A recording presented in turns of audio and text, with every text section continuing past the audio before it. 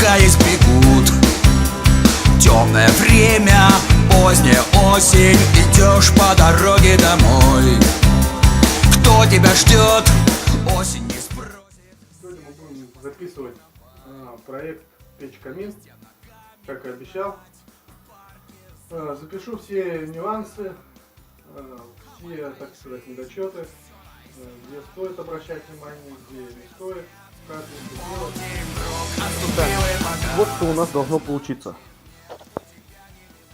Вот такой камин, с другой стороны будет печь.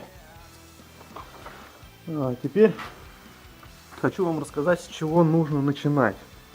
У меня первый ряд уже готов, я его выложил. Теперь хочу вам первое, с чего стоит начать и к чему требуется более подробное внимание, скажем так. Это у нас диагональ. Скрученным в узел лицом, молча плюет на бычок сигареты. Стрелки, спотыкаясь, бегут. А босоногое детское счастье, где ты, если похожий на свет? Полдень вдруг отступил и погас. Значит, нет у тебя ни минуты. Вовсе скоро зима все дороги спрячет.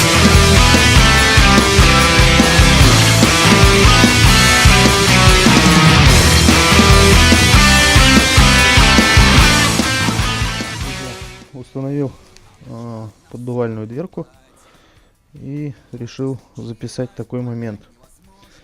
У меня дверка установлена, видим, шов, еще один шов. Некоторые сейчас будут говорить, почему не сделал вот такой замок.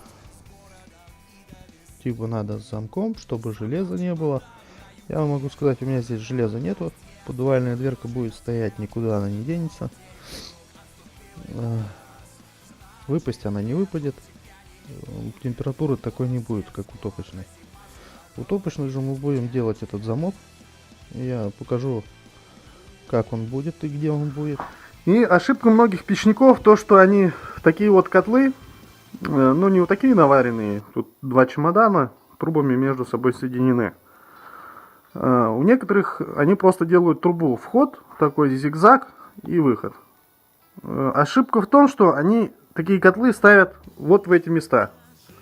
Здесь могут быть колодцы, колпаки, дымоходы, все что угодно. Здесь у меня будет колодцы, и здесь будет отопительный щит, чтобы обогревать коридор. Потому что в коридоре отопления не будет, и она будет обогреваться за счет печки.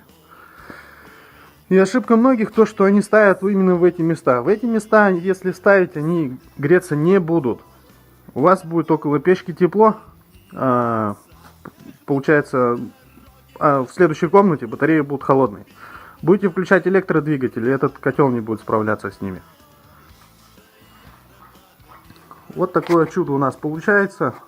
Сегодня мы попробуем закрыть топочную камеру, выйти с той стороны, выйти до камина, и уже будем снимать следующий обзор более подробно.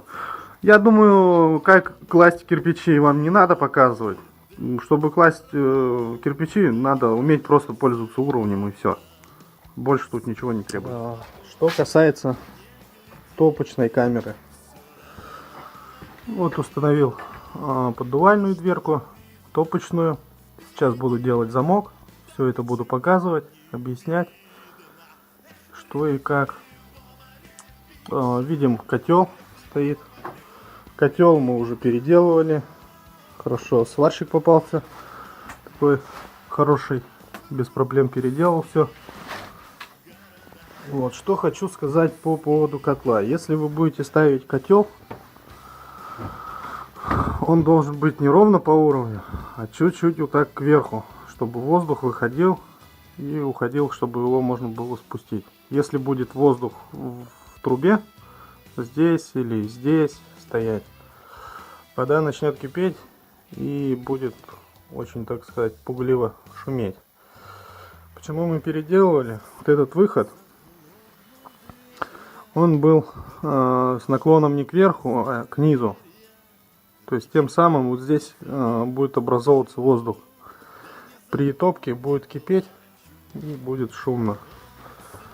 Вот, отвезли сварщику, все переделал, он переварил. Нижнюю я уже поставил, обвернул базальтовым картоном. Итак, дошли мы до каминной дверки. Видим, каминная дверка большая. Настоящая каминная дверка. Вот, что, так сказать, требуется при установке этой дверки.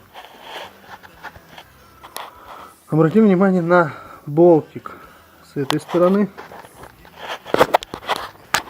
и болтик с этой стороны.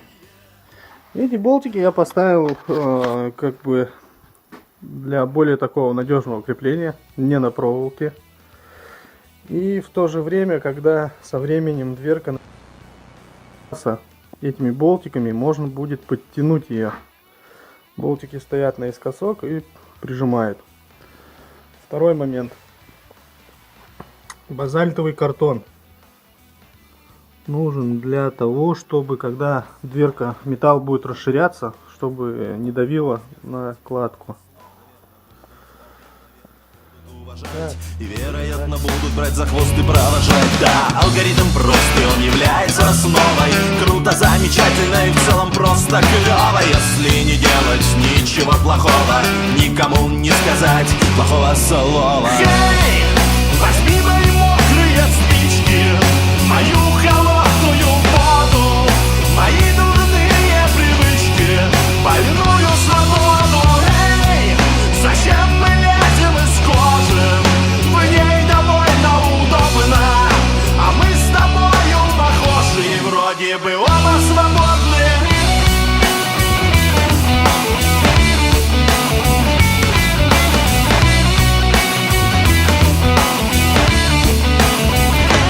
Ну что ты лечишь мне рецепты человеческого счастья, что ушел бы на край света и в жару, и в ненастье. Едем, давай, рюкзак надевай, только демагогию свою не развивай. Наверное, это правда, что вначале было слово, но есть ли разница, когда в нем толку никакого? Я повторяю тебе снова и снова, только не делай ничего плохого. Эй, возьми мои мокрые спички, мою